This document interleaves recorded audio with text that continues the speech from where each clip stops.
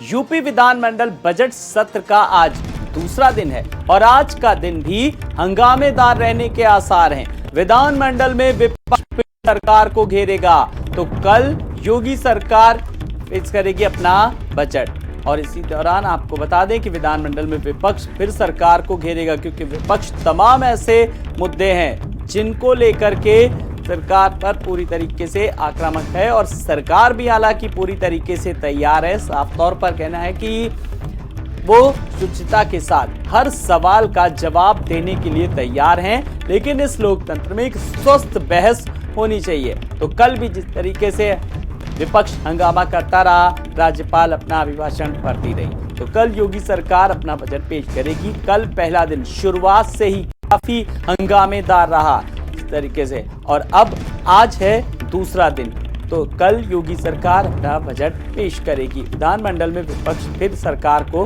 घेरेगा। तो एक तरफ कानून व्यवस्था, बेरोजगारी, स्वास्थ्य, ऐसे मुद्दे हैं जिनको लेकर के लगातार विपक्ष जो है वो पूरी तरीके से मुखर है, और ऐसे में सरकार भी सत्ता पक्ष का माकूल जवाब देने के लिए तैयार है। और सीधे रुख करेंगे अपने संवाददाता, अपने सहयोगी संजय चौहान की ओर। संजय, कल का दिन तो यही वक्त था जब हम लोग बात कर रहे थे कि आगाज होगा सत्र का, और इतना आगाज हुआ, इतना जोरदार तरीके से हंगामे की वो तस्वीरें भी नजर आई। आज दूसरा दिन है संजय। बिल्कुल, क्योंकि कल जिस तरीके से हंगामेदार बजट का सत्र पहला दिन था और पूरी तरीके से हंगामेदार रहा, उसके बाद अभी राज्यपाल के अभिभाषण के बाद सदन को स्थगित किया गया हंगामे को देखते हुए, क्योंकि कंडोलेंस भी थी। लेकिन आज भी उसी तरीके के आसार है, क्योंकि आज बजट सत्र का दूसरा दिन है और बजट विधानसभा स्तर से जो बजट पिछली बार पेश हुआ था उसका क्या व्यय हुआ है उसका ब्यौरा पूरी तरीके से मांगा जाएगा। तो आज कुल मिलाकर के जो विधानसभा सत्र का दूसरा दिन होगा उसमें ब्यौरे को तलब किया जाएगा और विधानसभा अध्यक्ष उस पूरे ब्यौरे को देखेंगे। उसके बाद कल बजट सरकार पूरी तरीके से पेश करेगी। लेकिन इस दौरान विपक्ष फिर से उसी तरीके से हंगामेदार सत्र का आगाज आज दूसरे दिन का भी देखने को मिलेगा, क्योंकि कल जिस तरीके से विधानसभा के अंदर विधायकों के द्वारा महंगाई का मुद्दा हो या बेरोजगारी का मुद्दा हो, किसानों का मुद्दा हो, तमाम मुद्दे जिन मुद्दों पर सरकार को घेरते हुए विपक्ष नजर आ रहा था, लेकिन जिस तरीके से वहां पर धक्का मुक्की हुई और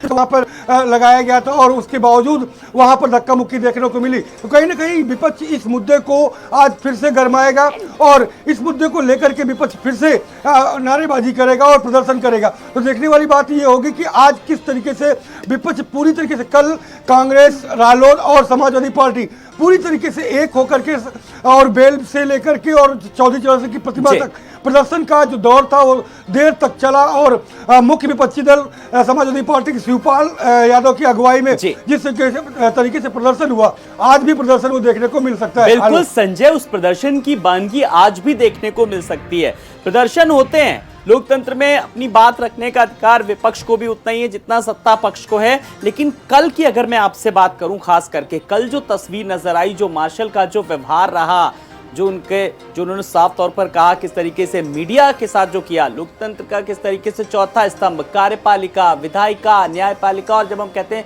चौथा मीडिया, और मीडिया के साथ जिस तरीके से की, वो अपने आप में वो तस्वीर कहीं ना कहीं विचार करने लायक है, सोचने लायक है कि इतिहास में पहली बार इस तरीके की घटना हुई।